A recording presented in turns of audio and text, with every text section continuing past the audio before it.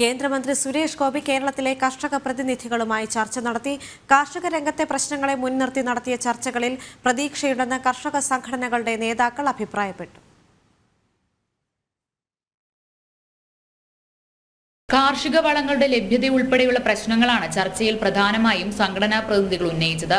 ജനിതക മാറ്റം വരുത്തിയ വിളകൾ ഭാവിയിൽ സൃഷ്ടിക്കാൻ പോകുന്ന പ്രശ്നങ്ങളും കർഷകർ ചർച്ചയിൽ സൂചിപ്പിച്ചു. കർഷകനും സിനിമാ സംവിധായകനുമായ സത്യൻ അന്തിക്കാടിന്റെ വസതിയിൽ വച്ചായിരുന്നു കൂടിക്കാഴ്ച.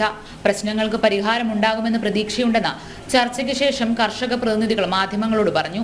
ജനറ്റിക്കൽ മോഡിഫിക്കേഷൻ നമുക്കത് അഭികാമ്യമല്ല എന്നുള്ള ഒരു സ്റ്റാൻഡാണ് ഭാരതീയ കിസാൻ സംഘിന് ഉള്ളത്. നമുക്കൊരു ഓർക്കേണ്ട ഒരു കാര്യം എന്ന് പറഞ്ഞാൽ 30% mustard as an oil seed. 30% ആളുകൾ ഭാരതത്തിൽ ഉപയോഗിക്കുന്ന ഓയിൽ സീഡ് എന്ന് പറയുന്നത് മസ്റ്റേർഡാണ്.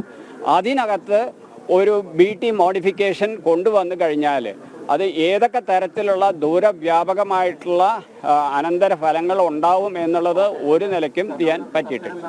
ഇതാണ് കാര്യം. അപ്പോൾ നമ്മൾ ഈ കാര്യത്തിൽ നമ്മുടെ സ്റ്റാൻഡ് ബോധിപ്പിക്കുകയുണ്ടായി.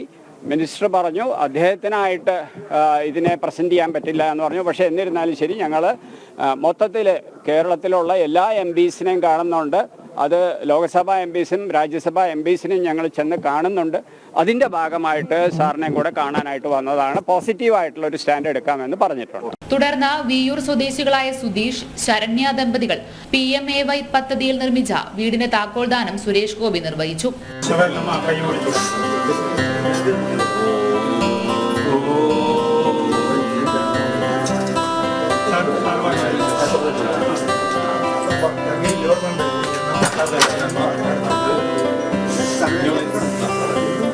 തൃശൂരിലെ പരിപാടികൾക്ക് ശേഷം കേന്ദ്രമന്ത്രി എറണാകുളത്തേക്ക് തിരിച്ചു.